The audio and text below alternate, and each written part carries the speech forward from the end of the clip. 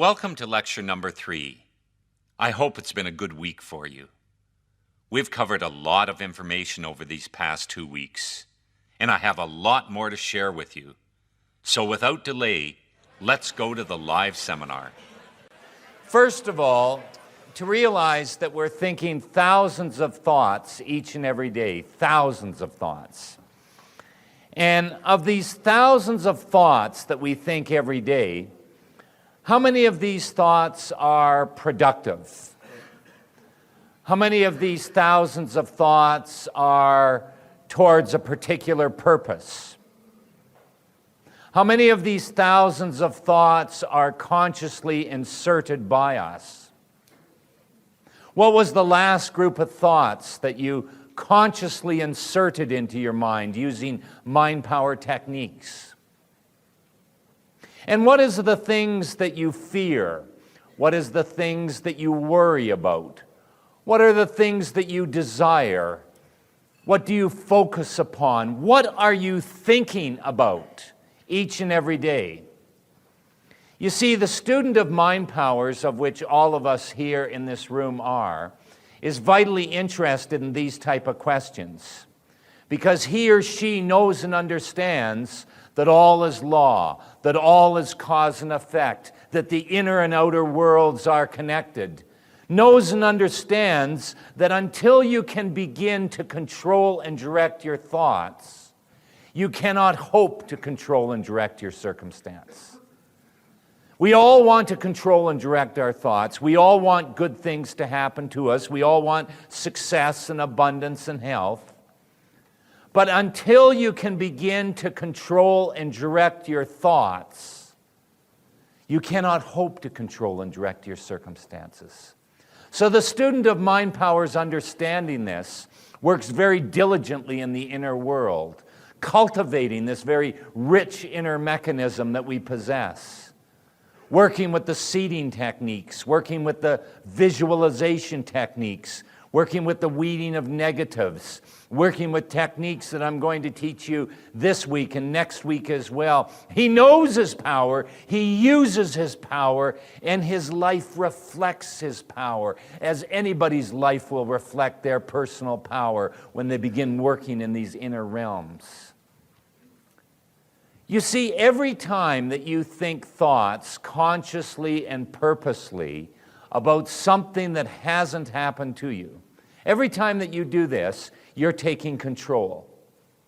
You see, you're either consciously creating your future or you're allowing your future to happen to you. Now, to consciously create your future takes work, takes discipline, takes effort, takes training. To just allow your life to happen takes no work. All you have to do is wake up in the morning, think whatever thoughts you choose, do whatever you choose. But to actually create your life working with mind powers does take discipline, does take effort, does take training. But it also brings with it personal power, success, abundance, the ability to achieve all your goals. You see, what we're doing here in this training is I'm teaching you a system. And this system is radically different from anything that we've ever been taught before. And under this system, what I'm saying to you is don't be so concerned about your outer reality. Now, this is exactly opposite to the way we live our lives. We're always concerned about what's happening in our life. We're always concerned about our outer reality.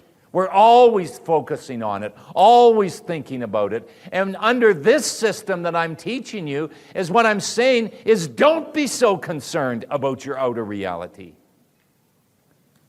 But be absolutely concerned about your reaction to outer reality. Be absolutely concerned about the thoughts that are going through your mind each and every day. Because under this system, when we gain control of our thoughts, then we can gain control of our reality. And until we have the ability of gaining control of our thoughts, we cannot hope to gain control of our reality. That first comes control of the thoughts. Now, when you're working a new system, it's not always easy to understand exactly how it works. I remember many years ago there was a very innovative hockey coach who was one of the first to bring a system into playing hockey in the professional leagues.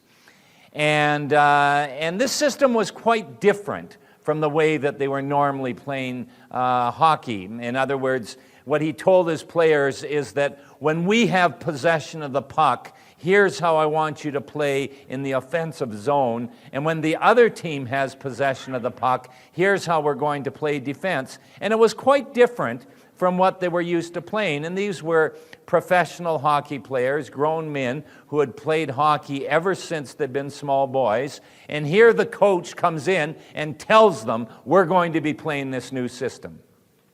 But the athletes get paid very high salaries.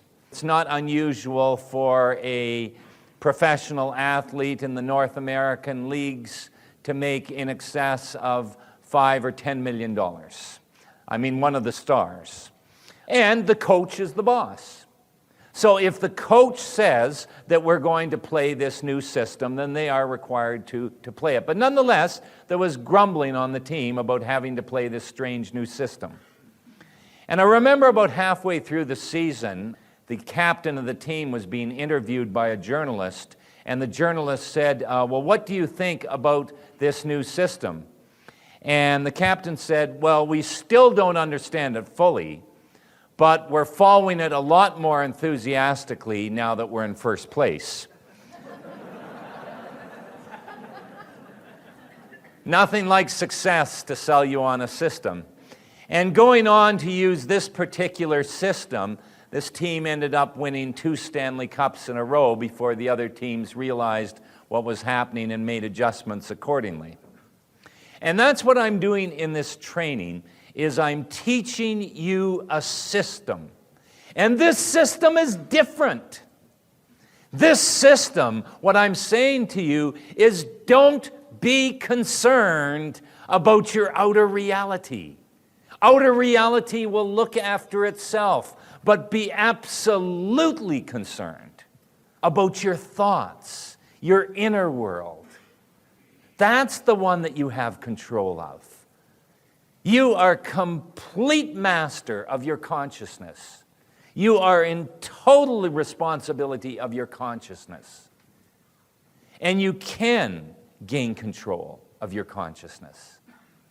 And when you gain control of your consciousness, that's when you can begin to influence and affect the outer reality. And this is totally different from what we've ever been taught.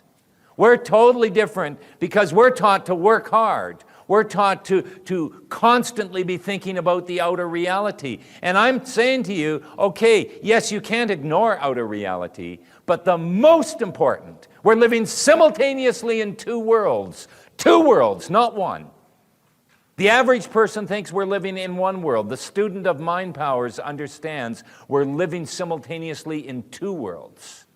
And under this system, the most important part is the inner world. The most important part is our consciousness. 3 qualities that you want to bring with you into your mind power training. 3 important qualities that you want to adopt. The first quality is decision. There's an old maxim in mind powers, and that is that you must know what you want before you can get it. Very obvious, very basic, very easy to understand, and yet so many people aren't sure what it is that they want in their life. Or they want many things and they can't decide which are more important.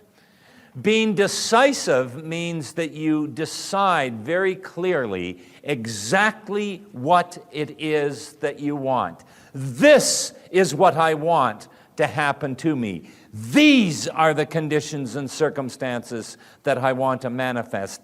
That is the type of person I'm going to become. Is you must have the ability of making decisions. And really, making a decision is activating the very powerful force of your will.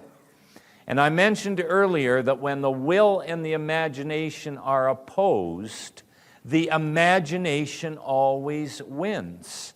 But when the will and the imagination are combined, then you have something incredibly powerful. And decision is activating the will.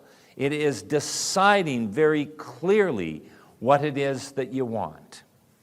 The second is action. Because all your dreams, all your hopes, all your aspirations, all your goals are completely useless and of no avail unless they're followed by action. And the action that I'm speaking of is the action of doing the techniques.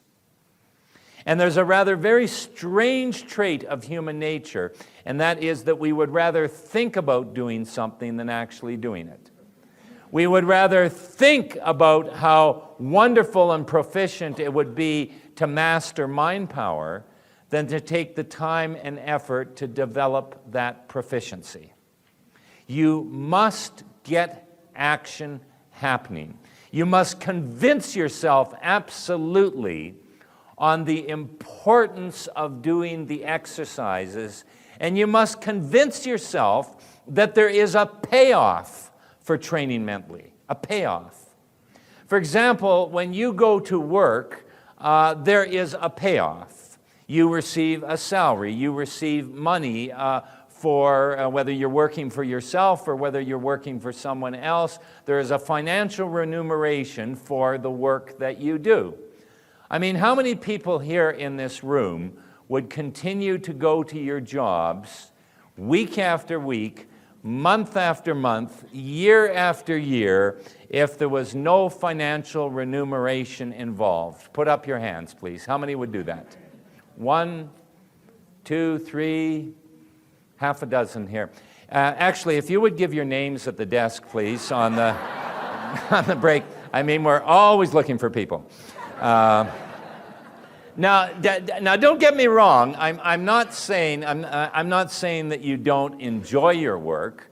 What I'm saying is that in the free enterprise system, that your work, your labor is worth, your service is worth financial remuneration. That's how our free enterprise system works. And it's exactly like that with working with mind powers, is that you've got to understand that there's a payoff for doing the exercises. You see, if you think that all we're doing here is positive thinking, if you think that all we're doing here is creating a good attitude, then why would you do your exercises every day? I mean, let's face it, there are all kinds of things that are more enjoyable to do than doing the exercises. From watching TV, to listening to music, to reading the books, go out to club, have a dinner party. You could go on and on and on. There's all kinds of things you can do besides doing your exercises. Your exercises take work. So why would you do that if there wasn't a payoff? And you must convince yourself over and over again that there is a payoff for training mentally. That's why I do it. And what's the payoff? Personal power, success, abundance, the ability to achieve your goals. That's why you do your exercises every day. And there's a really common error in action and a common error in mind powers that I will share with you. And that common error is referred to as fooling yourself. And what fooling yourself is by foolishly believing that reading books about mind powers is doing the exercises. Or even more foolish, that attending a course on mind powers is doing mind powers. Or because you're positive each day that that's doing mind powers. There's only one thing that is doing the exercises, And that is doing the exercises. Everything else is an illusion. And many of you over these last couple weeks have been introduced very clearly to the great trickster. Because here it is once again, a second week has gone by. And I was talking to a gentleman before this evening, and he was saying to me, "Is it too late, John? Because I've actually haven't been doing my exercises both weeks." And I said to him, well, here's one valuable thing that you've discovered. And the one valuable thing that you've discovered is that the great trickster is more powerful than you suspected. When I said that there was 157 excellent good reasons, I was not kidding. And when I said that the great trickster was not going to be thrilled with you taking this course, I was not kidding. And when I said the great trickster would try and dig up ways to convince you not to do the exercises, I wasn't kidding. And so if nothing else, that gentleman walks away and finds out that the great trickster is a great adversary, then that's powerful. Because if you think it's easy to do the exercises, then if you don't do them, well, I just didn't do them because I was busy, but they're really quite easy to do. But if you discover that they're not so easy, that it takes incredible discipline to do them, that it takes incredible willpower to do them every day. Oh, it's easy to do them for any given 2 or 3 days in a row. But we've had 2 weeks now together. To do them every day for 2 weeks takes incredible power. And so if you were to discover nothing but the power of your great trickster, then you have a real impetus to get it. Because then you realize, aha, so it is difficult. Well, I'm going to prove that I can do it. But you must get action happening. You must get action happening. A little secret about action, too, is beginning is half done. Just begin the exercises. Just begin them.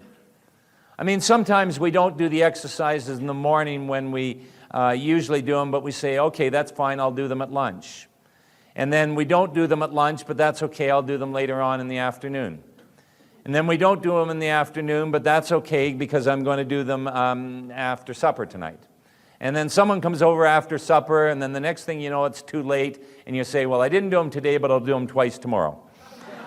And you can spend so much time putting off doing the exercises, feeling guilty about putting off doing the exercises, that if you just did them, just begun them, they're half done.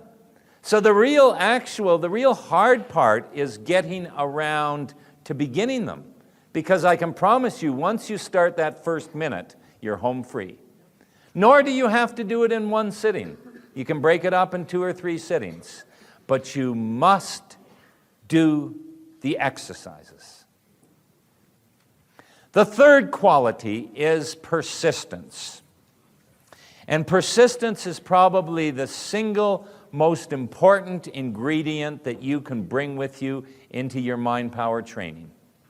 You must persist at doing these exercises. You know, in any worthwhile achievement in your life, and you can ask any great achiever who has achieved great success in their life, whether they're an athlete, whether they're an entrepreneur, whether they're in the arts, and they will tell you that there's problems and difficulties and hurdles that you have to surmount before you get your final achievement. That's all part of the process of success. And yet, knowing and understanding that, most people give up at the first, second, third, or fourth sign of defeat or failure. And getting mind powers is no different. Sometimes people come up to me and say, you know, John, I just can't seem to contemplate, I mean, all I'm doing is repeating it to myself. I'm not getting anything new. I just can't contemplate. And I say to them, do you mean that the 10th time in a row that you contemplated this, that you didn't get any new insights, any new depth on the 10th time? Well, I didn't actually do it 10 times, but I tried a couple times and I just can't get it. A couple times? You tried it a couple times? I'll tell you right now, and I'll be very honest with you, if you don't have persistence, you best go back to positive thinking. I'm serious. There is a world of difference between positive thinking and mind powers. I have nothing against positive thinking. I think positive thinking is a very wonderful vibration, but it is not mind power.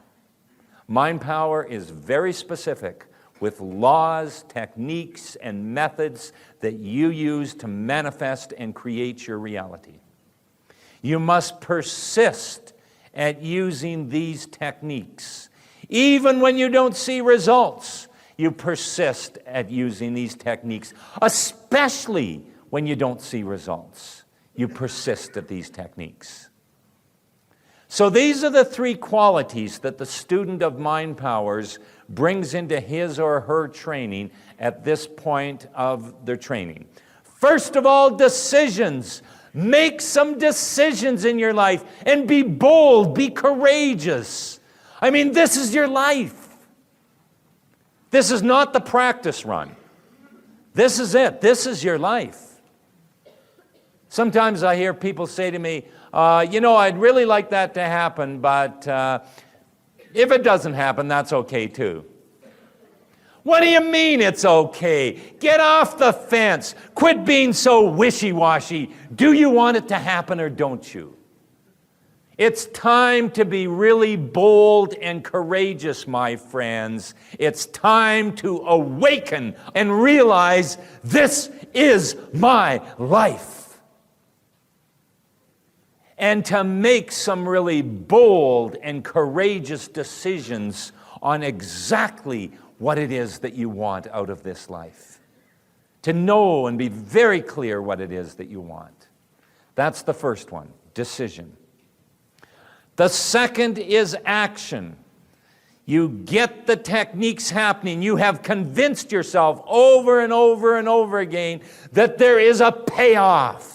There is a big payoff here. That's why I do my exercises even when I don't feel like them. That's why I chart myself every day. That's why I override the great trickster. That's why I develop my willpower, because I know that I have to get these techniques done. You get action happening. And the third is that you persist with those techniques. Now, what magical, mysterious, almost supernatural quality is there in persistence that guarantees that those that persist will see results? And those that do not have persistence will never master mind powers. Decision, action, persistence. Okay, I'm going to talk a little bit now about thoughts and health. Modern medicine for quite some time now has recognized that thoughts and health are directly related to one another. For example, you have a businessman that is under a lot of pressure at work, and he always takes his job home with him at night, thinking about it, worrying about it, second-guessing the decisions he makes. And after a number of years of living like this, he goes to the doctor and he has a very bad ulcer. What caused the ulcer? All the worry, all the anxiety that he goes through caused a physical ailment, an ulcer, to happen to him. You get angry at somebody and you shout and scream at them. And the next thing you know, you have a really violent headache. Okay, your anger, your emotionalization of that vibration of anger causes a physical ailment, a headache to happen to you.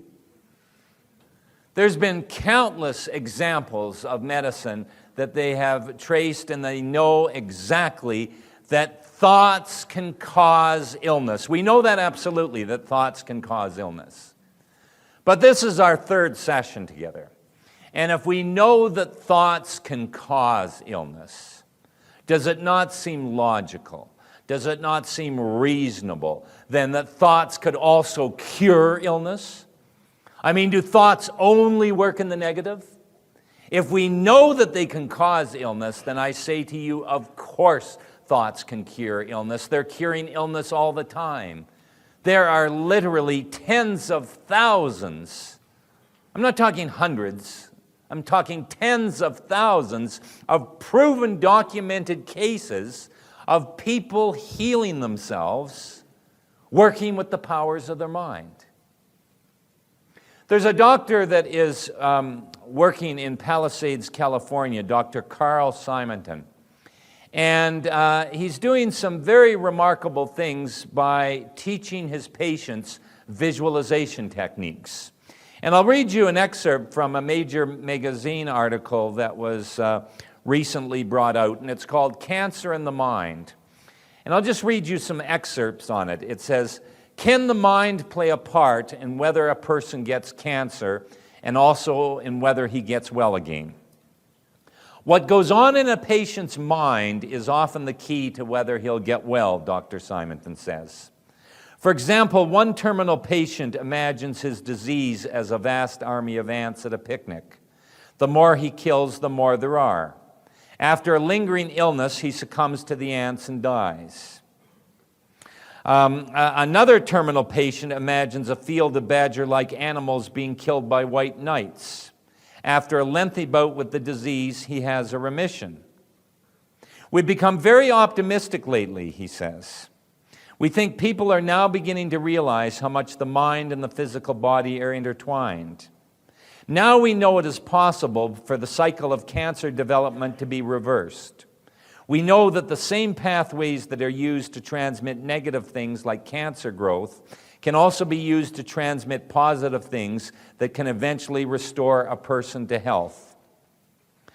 Dr. Simonton became interested in the psychological aspects of cancer when he was in the Army.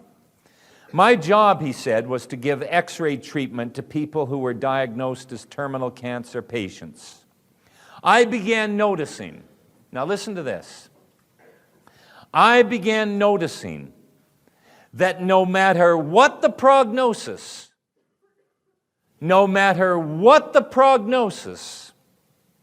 those that had greater expectations were the ones that did best. I remember how one particular patient told me he was visualizing my X-ray machine killing his cancer cells. I said nothing, thinking it didn't really matter what he believed. But would you believe it? This man who was ridden with cancer had a spontaneous remission and is still alive today. Now, we as doctors all see spontaneous remissions, but nobody really understands why they happen. One of the patients I'm proudest of is a man I had several years back when he was 64, and it was thought that he had just a few months to live. Well, this man started visualizing how his cancer cells were being cleared and how his tumors were disintegrating. Now, at the age of 71, he not only has been free of cancer for several years, but also by using this same technique has cured himself of his arthritis. And would you believe, after being impotent for many years, he now says his sex life could never be better. That's 71, by the way. And Dr. Simonton finishes off, he says, patients who have participated in their own recovery often have a much greater psychological strength than they ever had before.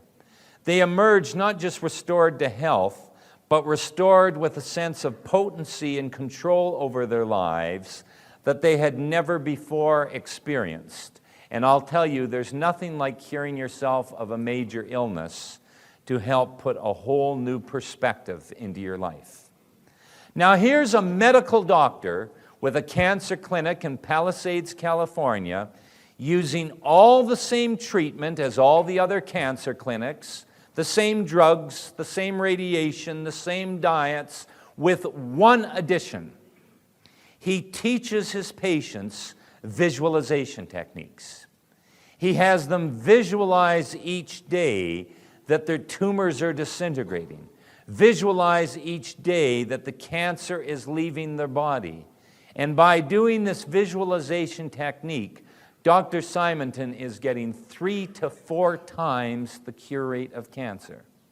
3 to 4 times as many people get cured in that clinic than in any other clinic, and he travels all over North America teaching healthcare practitioners how they can bring this into their practice. There's a hospital in Los Angeles that works with young children that have leukemia. And what they do is they play a little game with them. They say, okay, what we want you to do is we want you to pretend you're the Power Ranger or whatever superhero they want to pick. Pretend that you're that individual. You go inside yourself and you shoot those bad cells dead. Okay, well, the children love the game. Play it by the hours. The nurses enjoy the game. Occupies the children's time. Only something rather remarkable happens.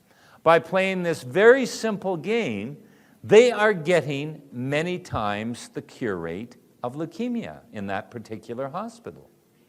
Children with their very fertile imaginations, who aren't, of course, sophisticated enough to know that it couldn't possibly work, killing those bad cells dead.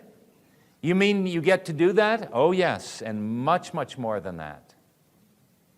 When I was in a city one time, I had the director of one of the major hospitals in that particular city who was attending my course, and we have doctors and nurses attending this course as well, as I do in all my training. But he came up to me after the course, and he said, you know, John, it's my opinion that half the people that are lying sick and dying in the hospitals could be completely cured by working with these methods. And the other half would be greatly improved. Now, I want you to think here in your city, you have many hospitals and doctors and specialists of every type of description, but nowhere do you have one thought therapist. Imagine if you had one individual whose sole job it is to go into the hospitals and teach them the type of things that I'm teaching you, what a difference that would make. I don't know if you've been in a hospital lately. If you haven't, you should. Go in and feel the energy and vibration in a hospital. Feel the fear, the despair, the worry. It's so thick. It's so thick. And what is so incredible is that 95% of the doctors that you talk to will know absolutely nothing about what I'm talking. In fact, they will probably go so far as to say it doesn't matter what you think, as incredible as that is. You know something, when they look back at medicine here in the beginning of the 21st century, when they look back 50 years from now, they're going to think we were in the Dark Ages. It's absolutely incredulous to me that the powers of the mind are not understood more. Having said that, I am very pleased to report that it is happening. That as of now, there is over a dozen university teaching hospitals, teaching medicine now, that have the powers of the mind as part of their curriculum. And placebo effect is beginning to be respected. They've known for a long time that if you give a little sugar pill to a patient and tell them that it is powerful medicine, that approximately 30% will get better simply by believing that this little sugar pill, the placebo, is powerful medicine. And it's always been dismissed as, oh, it's only the placebo. Only? I mean, 30%? I mean, that's a high percentage. Get better simply by believing in their mind that this little sugar pill is a powerful medicine. On my website, and those of you who haven't had a look at the website, it's learnmindpower.com. In my website, I have monthly topics, and one of my monthly topics about a year ago was on placebo surgery.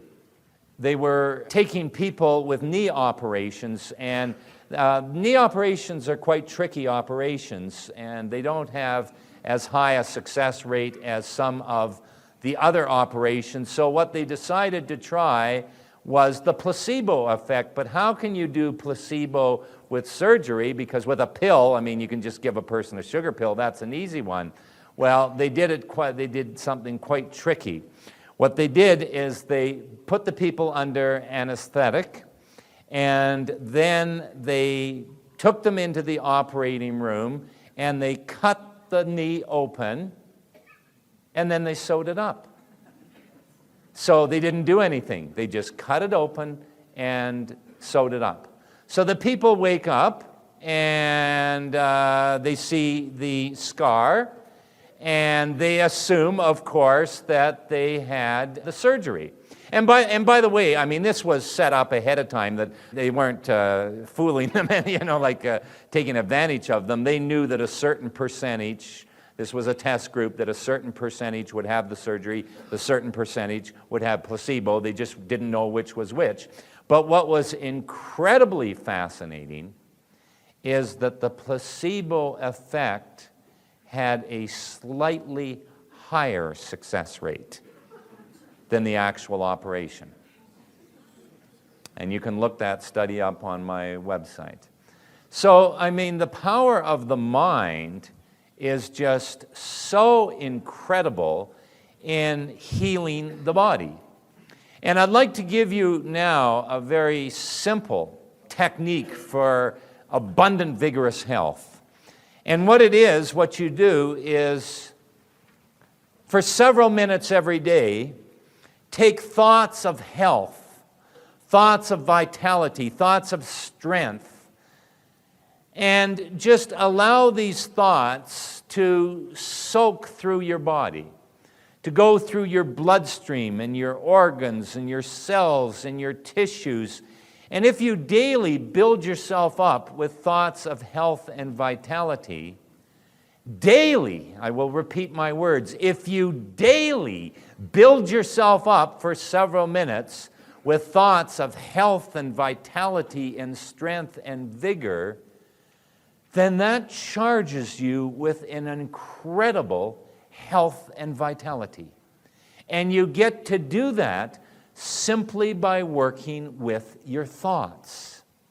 And it is so incredible and so important how and what you think about yourself. Remember when President Reagan was shot, I think it was 1981, and he took a bullet in the lung. Now that's serious.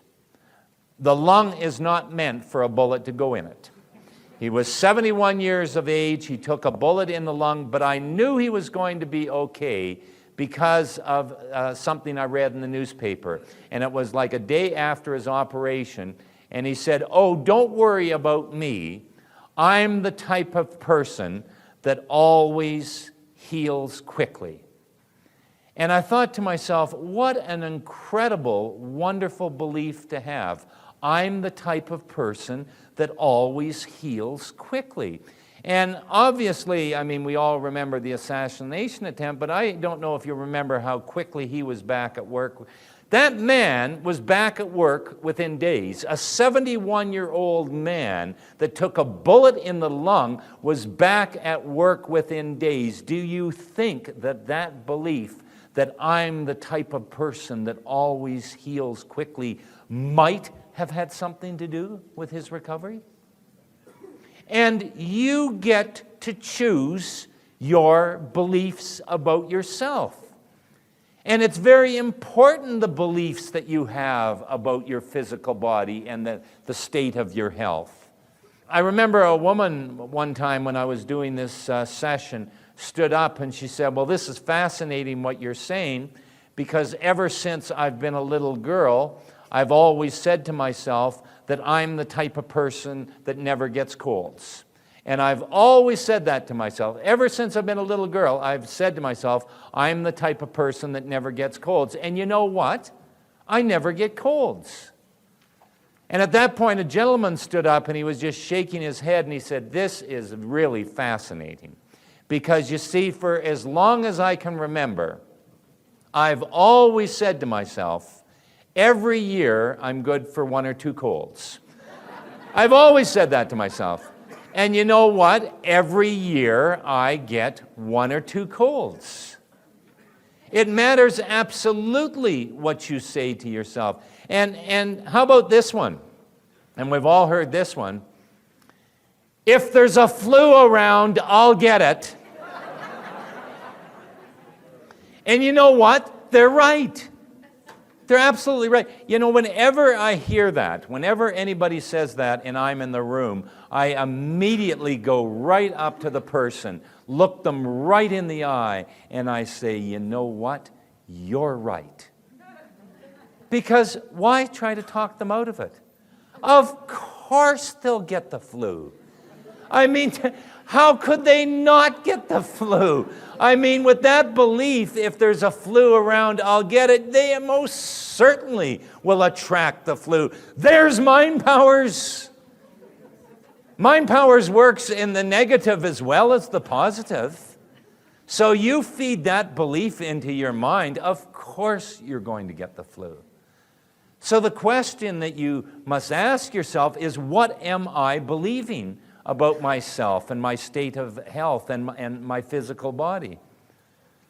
I remember that there was a woman one time, an Australian woman who I had met, and she wasn't familiar with my work at all, and she hadn't done my course.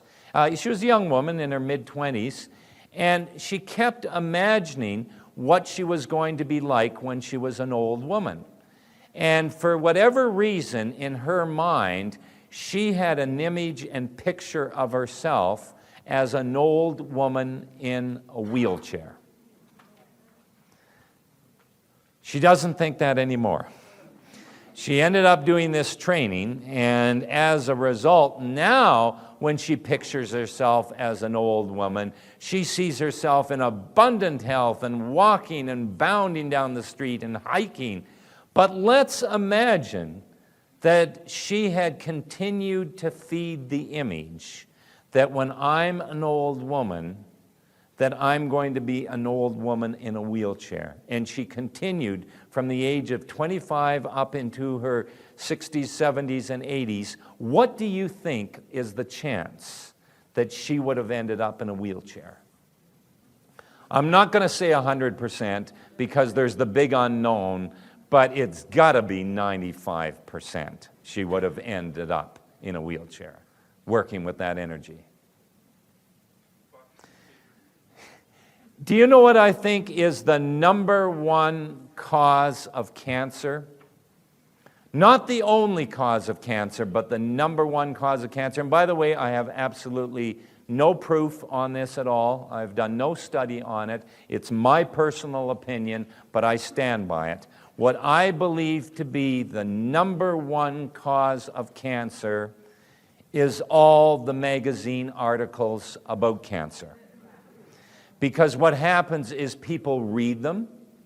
Oh, there's another article on cancer, better get that one. Oh my God, look at the number of people getting cancer. Look at the number of people in my age group getting cancer, and they think about it, and they worry about it, and they fear it, and they focus it, and they manifest it. Because they don't know what you know. They don't know about eliminating negatives. They don't know the power of thought.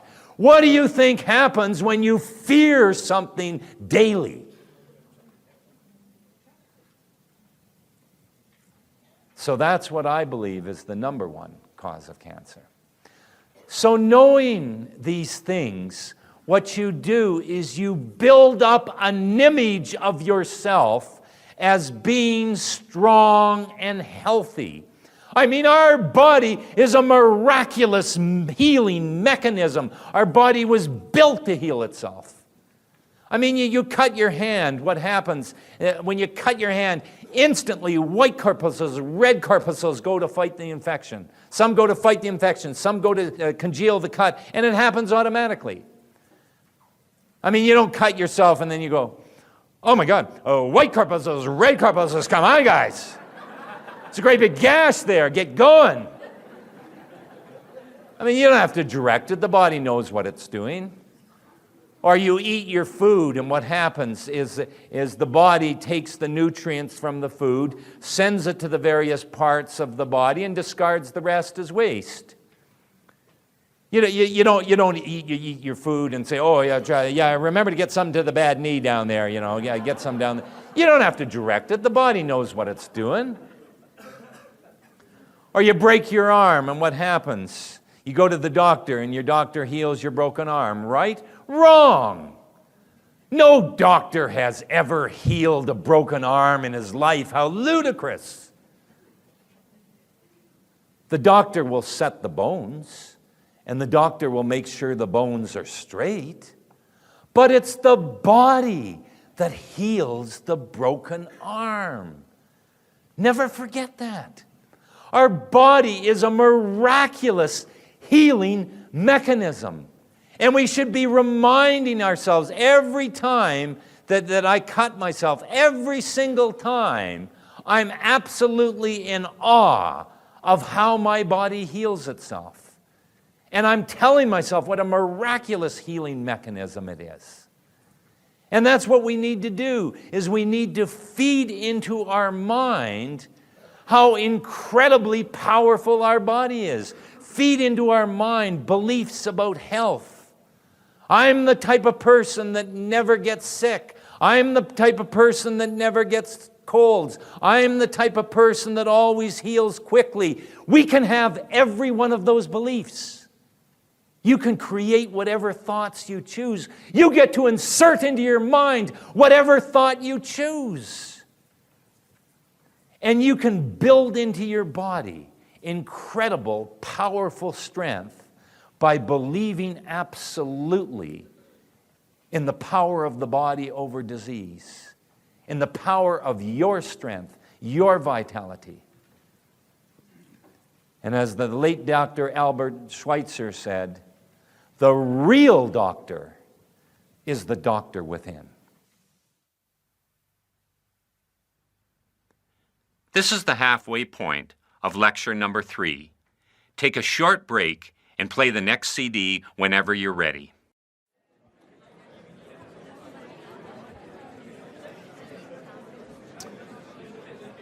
Okay, we're going to start up now, and I've got a new technique for you, and boy, we like our techniques, and you're going to have fun with this one. This technique is called Affirmations. And what affirmations are simply statements that you repeat to yourself. You make up a little statement that represents what it is that you want to have happen to you. For example, let's say that you've got an important interview coming up and you want it to go really well. You could affirm to yourself, it's going to be a great interview, it's going to be a great interview, it's going to be a great interview, it's going to be a great interview. And just keep repeating it to yourself over and over again. Or let's say that you're going into a situation that usually causes you a lot of stress and you want to be nice and calm and relaxed. You could say to yourself, I feel calm and relaxed. I feel calm and relaxed. I feel calm and relaxed. I feel calm and relaxed. If I keep saying it, you'll go to sleep. I feel calm and relaxed. And so what it is you just keep repeating these statements to yourself over and over and over again. Now, affirmations are incredibly powerful. I know people who have achieved great success in their life only working with the affirmation technique. So it's a very, very powerful technique.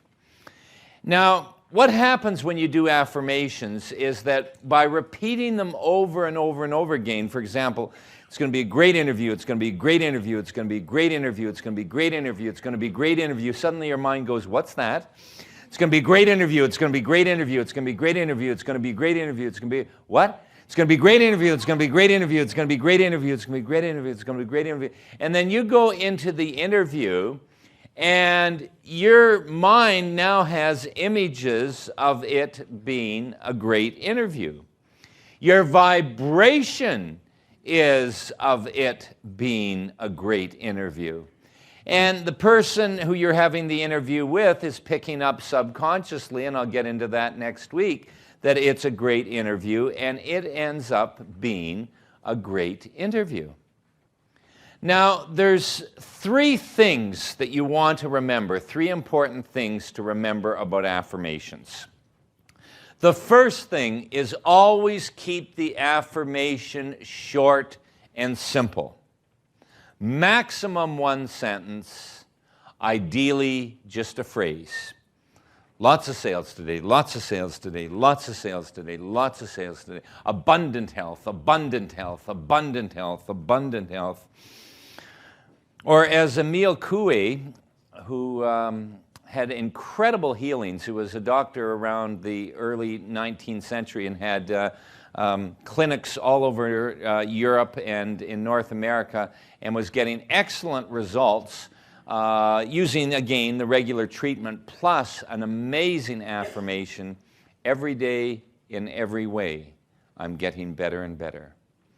Every day in every way, I'm getting better and better. And incredible results with that. Wonderful little affirmation. So the first thing is short and simple. Maximum a sentence, ideally a phrase. I've had people who have come up to me and they say, John, what do you think of this affirmation? And they show me something that's half a page long. That is not an affirmation, that is a short story. Now, it might be very true and inspiring and uplifting, but it's not an affirmation. For an affirmation to work, it has to be like a mantra. It has to be something that you just repeat over and over and over again without even thinking about it. You just run into it. So that's the first thing about affirmations, short and simple. Second thing to remember about affirmations is you always phrase it so that it is a positive statement. You phrase it in such a way that it represents what it is that you want to happen rather than what you're trying to avoid. For example, if you want it to be a great interview, you would not say to yourself, I'm not going to blow this interview. I'm not going to blow this interview. I'm not going to blow this interview.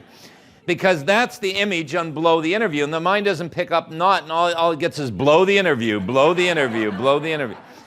So if you want the interview to go great, then say that. It's going to be great. I'm going to do fabulous. I'm going to do fabulous. You know, whatever. Make it into a positive statement.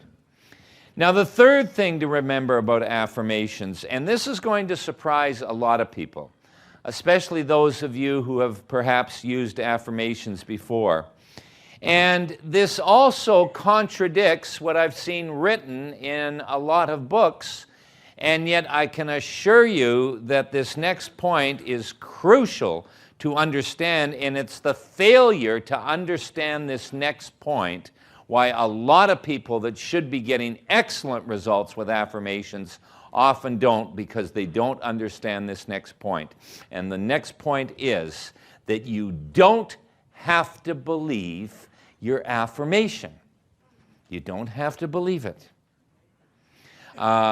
Too often what happens is people try to force themselves to believe the affirmation. You know, like, lots of sales today, lots of sales today, lots of sales today, lots of sales. Yeah, but what if there's not? There'll be lots of sales today, lots of sales today, lots of sales. Yeah, but I might not. There'll be lots of sales. And, you know,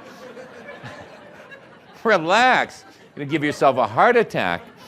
I mean, just repeat it to yourself over and over and over again, and the mind quite naturally picks up the rhythm of what you're saying. Now, if you believe what you're saying to yourself, that's great, fabulous. If while you're saying it to yourself you don't believe it, doesn't matter. Does not matter. Just by repeating it over and over and over again, your mind will quite naturally pick up the rhythm of it. Isn't that wonderful? It is such a powerful technique, such an easy technique, and the results are really incredible with affirmations. You're going to have a lot of fun with them. Let me do an example of an affirmation right now. In fact, we're going to do one out loud together, so you get a feel of how it works. And by the way, when you're doing your affirmations, mostly these are internal. They can be external if you're, by yourself, or, we make an agreement as a group that we're going to do it. But, for example, if you were in a crowded restaurant, you might want to not do it out loud, or you could end up being carted away in a little white jacket going on, I'm calm and relaxed, I'm calm and relaxed, I'm calm.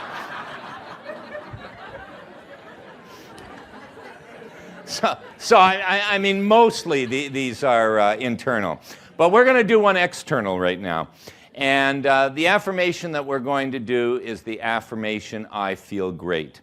And when we do it out loud, I want you to follow me as if I'm a conductor, so that as I change my tone and emphasis, you change your tone and emphasis as well. And the affirmation is, I feel great. So we'll begin it. I feel great, I feel great, I feel great, I feel great, I feel great, I feel great, I feel great, I feel great, I feel great, I feel great, I feel great, I feel great, I feel great, I feel great. Now the question is, how do you feel? I wish you had a mirror here, to flash it back on you. Everybody's laughing and grinning. Now, that was almost stupid. What is this? I feel great, I feel great, I feel great. But the funny thing is you actually start to feel the thing that you say to yourself. Now, we did that affirmation for, 10 seconds, 15 seconds, maximum 20 seconds. Wait till you do affirmations for 5 whole minutes. You want to feel a vibration of energy, boy. You're going to... Now, I got to tell you a story. There was a woman, and this is in Vancouver, Canada, my city. And after this particular session, she had a really, really tough day. And she was tired, she was drained, she was beat.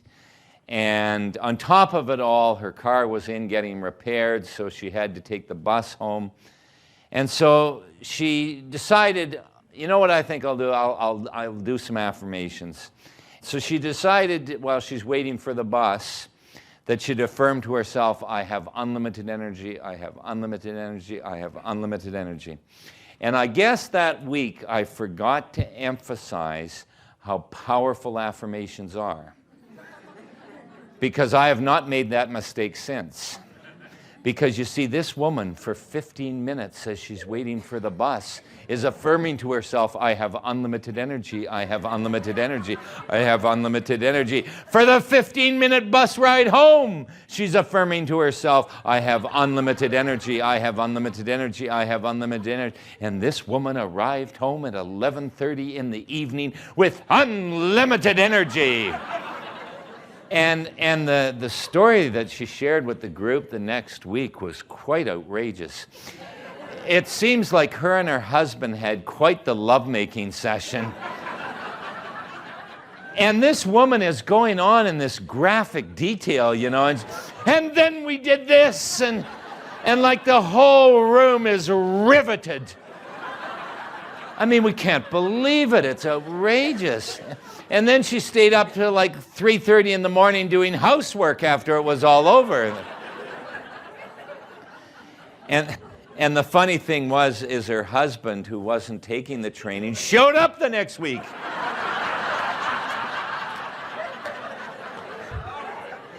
He wanted to know what the hell is going on there.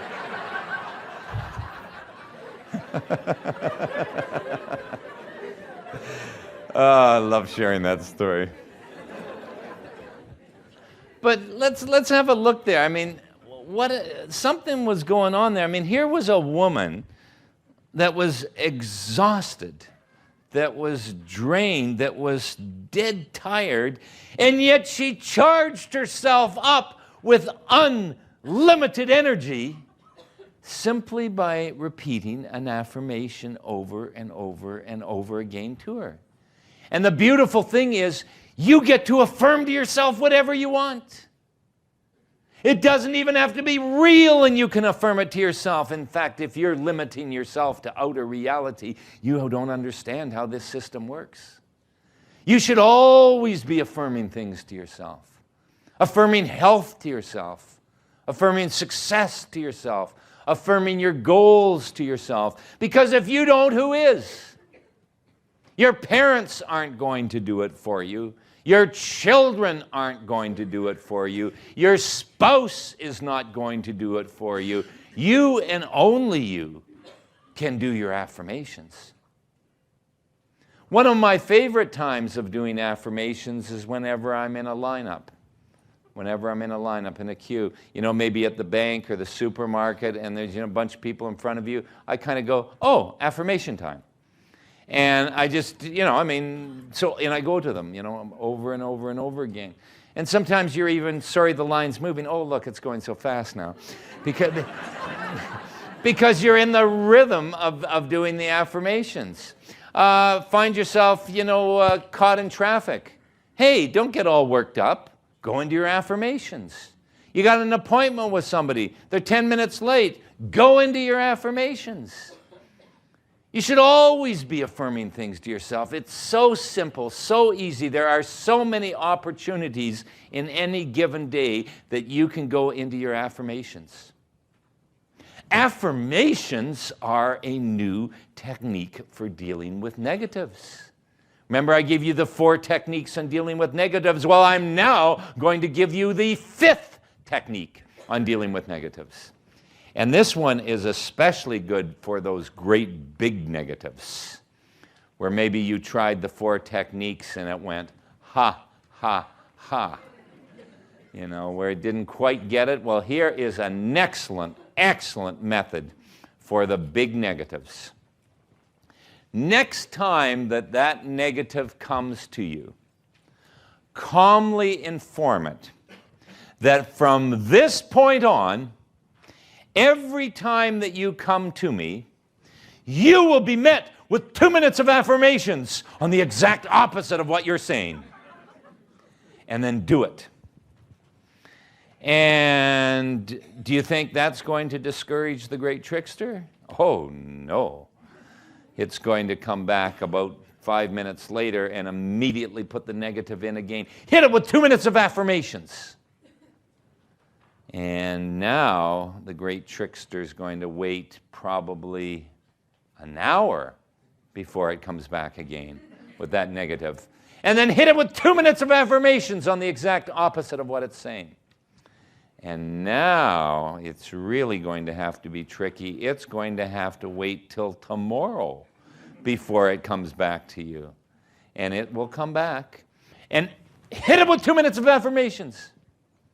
And if you hit it with 2 minutes of affirmations on the exact opposite of what it's saying, then I will guarantee you that that affirmation, or that negative rather, that has maybe haunted you for most of your life will be gone, because affirmations are more powerful than it. It's a wonderful technique. The first half hour of our day is quite often the most important part of our whole day, because the first half hour can set up the tone of your whole day. So that is an excellent time to start some affirmations right there in the first half hour of your day. Another technique is called acknowledging, the acknowledging technique. And in the acknowledging technique, what you do is you make a list of at least 15 or 20 things that make you feel good and successful about who and what you are now. And what this acknowledging technique does is it creates a vibration of success now. And there's an old saying that nothing succeeds like success, and the acknowledging technique is a very simple, a very easy, and yet a very effective way of creating within your vibration a vibration of success. And I'll tell you how I first started teaching the acknowledging technique. The first year of me doing the training, I played around with it a little bit. Some of the things that I might have presented in the first week, I moved to the third or fourth week because you were getting it too soon. Maybe some of the things I presented in the last week, I needed to move up to the first week. Some of the things I taught, I took away. Some of the things I didn't include, I realized had to be included. I sort of fine-tuned it for the first year or so to get the training exactly the way I wanted it. And remarkably, the training has changed very little. Not that I haven't grown, and my understanding in depth hasn't grown, and my ability to work mind powers hasn't grown, but the system works. And there was very, very little to change. But I did do an addition to the training because of something that happened about 13 years ago. It was in Perth, Australia. And I had a woman who was taking the training. And she came up to me after one of the sessions and she said, "John, is there any way that I can achieve my goals?" And she was a single mother, 3 young children, very little means, and she had these 3 big goals. Number 1, she wanted to go to England and visit with her family that she hadn't seen in over 14 years. Secondly, she wanted to live in a new house because the place that she was living in was a really rundown place. And third, she wanted to attract a meaningful relationship to her because she hadn't been in a relationship since her husband had deserted her and left her with the 3 kids. And she saw no possible way that she could achieve this. And so she's saying to me, "John, is there any way I can achieve it?" And I answered her like I answer most people that ask me a similar question. I say, plug into the system works. Now, I left Perth and had no idea what had happened to her. And about a year later, I was coming back into the city again, and she heard that I was coming in, and she called me up on the phone, and she said, "John, you're coming back to Perth. Great, I'll pick you up at the airport. Guess what?" I said, "What?" "I've been to England." And she went on to tell me about her trip to England, how the grandparents saw the grandchildren, her wonderful trip there. I said, "That's great." She says, "That's not all. I've got a new place. All the kids have got their own bedrooms, got a swimming pool." She went on to describe this new place that she had. I said, "Fabulous." She says, "Yeah, but I've left the best for last. I've got a new relationship. His kids get along with my kids. We're madly in love with one another." And so here she had achieved, within the 1 year, she had achieved these 3 impossible goals. In her mind, impossible goals. So anyway, she picks me up at the airport. We're driving along. We're not in her car more than 5 minutes when she turns to me and she says, "John, why don't mind powers work for me?" So I said, "I beg your pardon?" And she said, "Yeah, why don't mind powers work?" And I said, would you pull over, please?" I had her pull over at the side of the road, and I just wanted to look in her eyes, and I said, "Now, wait a sec. Aren't you the woman that last year wanted to go to England, visit her family, wanted to live in a new home, wanted to have a meaningful relationship? I mean, is that you or is that somebody else?" And you know what she said to me? She said, "Oh yeah, I forgot." And it really hit me right then that that's exactly what we all do. As soon as we achieve something, we forget it. It's not important. And we're always focused on things we're going to do and going to achieve, totally forgetting our achievements in life. And what had happened in this woman's case is that having achieved those goals, well, now, of course, she had new goals. And because the new goals hadn't yet manifested, she's honestly thinking to herself, why isn't it working for me? Totally forgetting to acknowledge the great success that she had. And I recognized right in that instant, it was one of those great moments where, like in the little cartoons and the little bubble and the light bulb goes on where you get the idea. I got it. I got that we lose an incredible amount of success vibration by dismissing all the incredible successes that we have in our life and by focusing too much on what we're going to do, what we will do, what we want to happen. So I created the acknowledging technique. And what the acknowledging technique is, very simple. You make a list of at least 15 or 20 things. And I say at least 15 or 20. They can be 50. Some people have acknowledging lists that are 50 long, that make you feel good and successful about who and what you are now. And they can be very simple things, like I dress well. I'm a conscientious parent. I'm a good cook. I'm a great salesperson. Any successes that you have in the past, anything that makes you feel good and successful about who and what you are now. Now, each one of us has things that we like about ourselves and that we dislike about ourselves. What you want to do is you want to focus on this technique. You focus on the things that you really like about yourself. You focus on the things that make you feel good and successful now. And what you'll find during this process is there are many, many things.